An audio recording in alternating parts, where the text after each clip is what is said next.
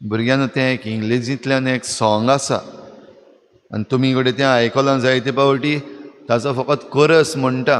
It's only words and words are all I have to take your heart away. हें आयकलां तुमी पयलीं? आयकलां? एक पावटी म्हणात जा म्हजे बराबर सगळीं. It's only words and words are all I have to take your heart away. उरलोलें आख्खें गीत म्हणचें न्हू, पूण ह्या गितान कितें भाशेन उतरां विशीं एक समजणी आसा. उतरां कितलीं गरजेचीं. उतरां जीं आमी उलयता तीं आमचे कडल्यान जावन दुसऱ्यांक कितें दितात. आनीक एक इंग्लिशींतल्यान म्हणणी आहा, the words that you have spoken you are a slave of it and the words that you have treasured you are a master of it.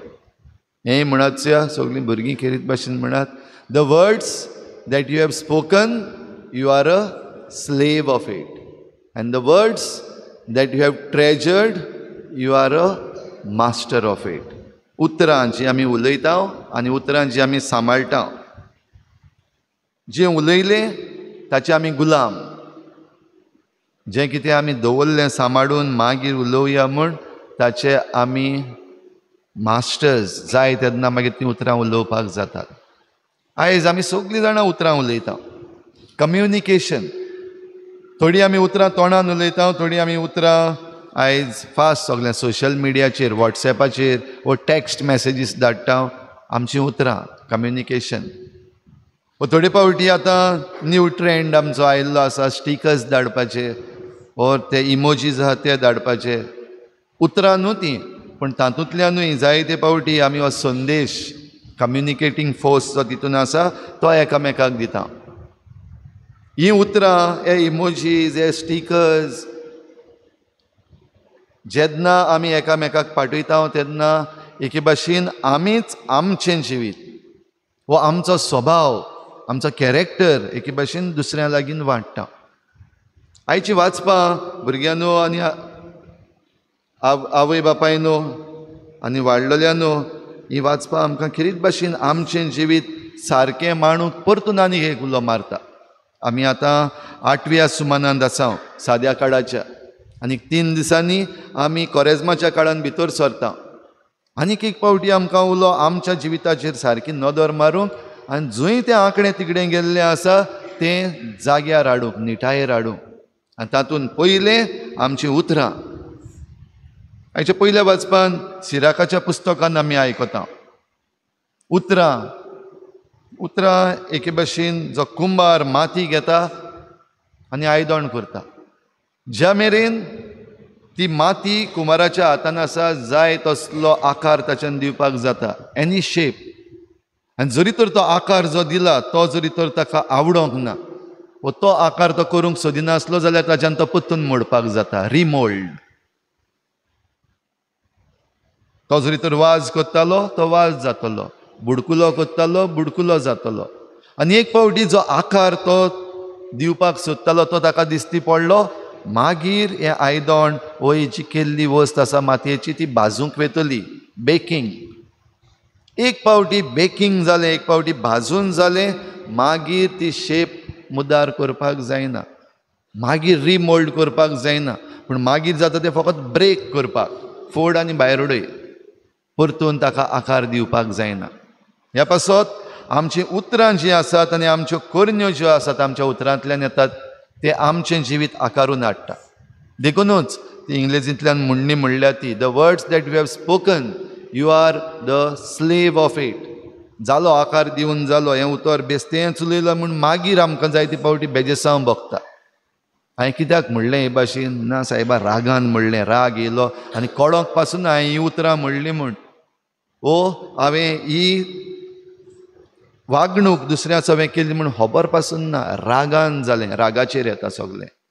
आनी घडये खरें रागान जाता आनी त्या वेळार हो राग जो आसा तो आमचें जिवीत मुखार व्हरता आनी ताका जाय ते भाशेन जाता. म्हणटच आकार, the shape that you should gate has been changed or deform. देखूनच आमचें जिवीत देवाक जाय तसलें जावपाक जाय. देव जरी तर आमचो कुंभार जाल्यार आमी ती माती जाका तो हो आकार दिता. देखून नीत जावपाक जाय, जस्टीस इम्पॉर्टंट. आनी निती पासत आमी जेन्ना वावुरता ओ नितीक लागून जी आमकां करपा मेळटा ती घेवन आमी मुखार व्हरता तेन्ना आमचें जिवीत आनी दुसऱ्यांचेंय जिवीत आमी आकारूंक पावता. म्हणजे आमच्या जिविता वरवीं, आमच्या उतरां वरवीं, आमच्या करण्या वरवीं आनी वागणुके वरवीं आमी दुसऱ्यांचेर प्रभाव घालूंक पावता. We are able to influence the लायव्स ऑफ अदर्स. भुरग्यांनो आनी वाडलेल्यांनो, आयज पासून तुमच्या जिवितान कितले तुमी दुसऱ्यांचेर प्रभाव घातला. What is the influence that you have put by your words and your डिड्स ऑन अदर्स. चिंतून पळयात केन्नाय. हाच्या दुसऱ्या वाचपान भाग्योन पावलू कोरिंतकारांक चीट बरयता आसतना मोरणां लागीं उलयता. ए मोरणां, तुजें जैत खंय? ए मोरणां, तुजें कूस खंय? तातूंत ताणें जबाब दिला, मोरणाचें कूस पातोक आनी पातकाचें बोळ समूर. म्हणटच मोरण जरी तर आमकां येतलें जाल्यार पातोक हाडटा.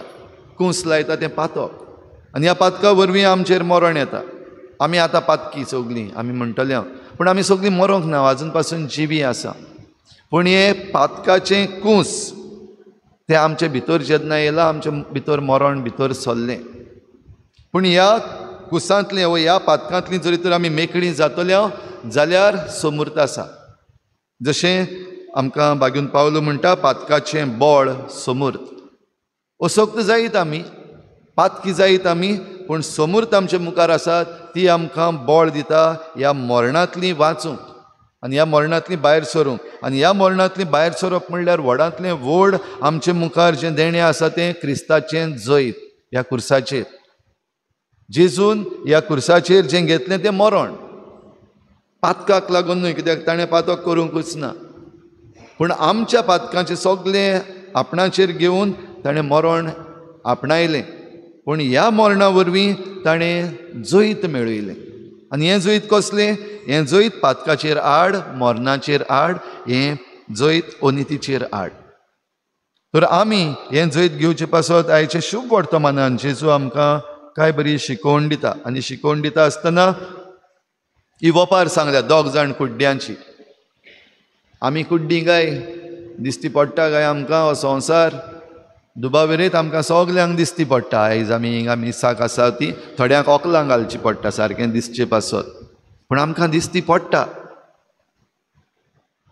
आमकां आमच्या ह्या दोळ्यांनी दिसती पडटा त्याहून आनिकूय आमचे दोळे आसात. आमचे स्पिरिच्युअल आयज आमी म्हणटा, आमचे भितरले दोळे, आमकां जिवीत जें दिसती पडपाक जाय तें, आमच्या जिविताची वागणूक कशी जावपाक जाय, कितें करपाक जाय, वेर इज अ मॉरॅलिटी. हें जरी तर आमी करतले जाल्यार ते आमकां भितरले दोळे आसात ते जाय, कुसेसाचे दोळे.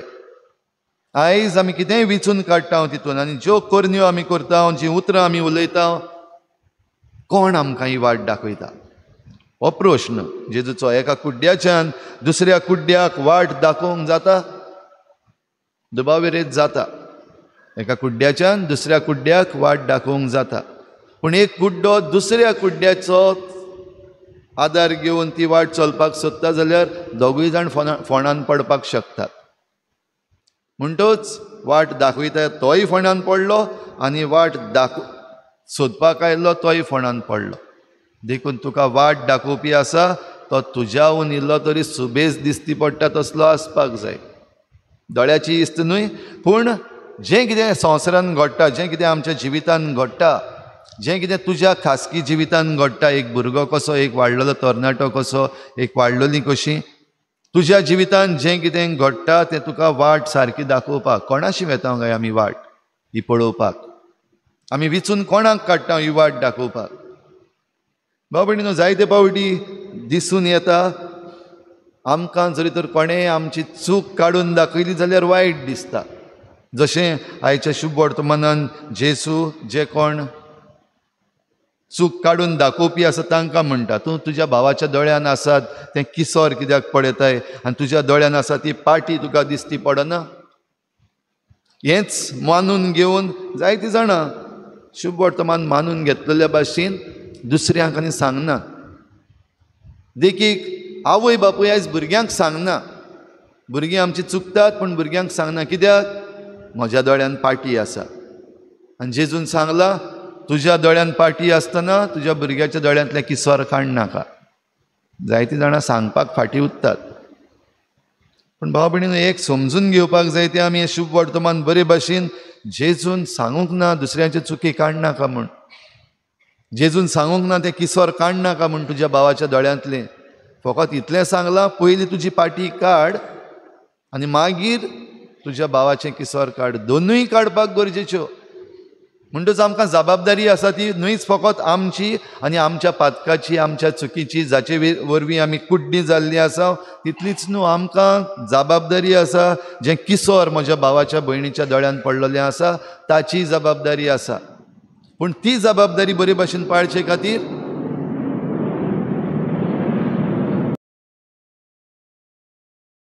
बरे भाशेन पाळचे खातीर आमच्या दोळ्यान जें आसा, आमच्या दोळ्यान पाटी आसा, वो आमचें जिवीत जण एकल्याचें निटायेर घालपाक जाय तें पयलें करपाक जाय. म्हणटच दोनूय वाटेन जरी तर आमी काम करपाक जाय जाल्यार हांव कोण, हांव खंय आसा, हें सगल्या वेळार हांवें जाणा जावपाक गरजेचें. म्हजें जिवीत निटायेर आसा. कशे भाशेन कळटलें? फळां पळय तुज्या जिविताची. जशें बरें झाड बरें फळ दिता, आनी खंयच्याय एका झाडाक तें बरें वो वायट म्हूण समजतलें जाल्यार ताच्या फळां वरवीं कळटा. आमी आमचीं फळां दाखयता. फळां दिसती पडटात. झाड भितरल्यान तावन वाडटा. झाडाचे भितरल्यान तावन वाडटा तो आख्खो प्रोसेस जो आसा, मेटाबॉलिजम आसा, तो आमकां दिसती पडना. तें आपलें आपूण जाता. झाड वाडटा, ताका फुलां येतात. फुलां येयल्या उपरांत आमकां दिसती पडटात, आनी फुलां आसा तीं फळां जाल्या उपरांत तीं फळां आमी ताचो आनंद घेता. म्हणटच आमकां दिसती पडटा तीं फुलां आनी फळां. जे भाशेन आमचीं उतरां, आमच्यो करण्यो आनी आमची वागणूक जी सगल्यांक दिसती पडटा. आमचीं उतरां आयकोंक येतात दुसऱ्यांक, तीं फळां.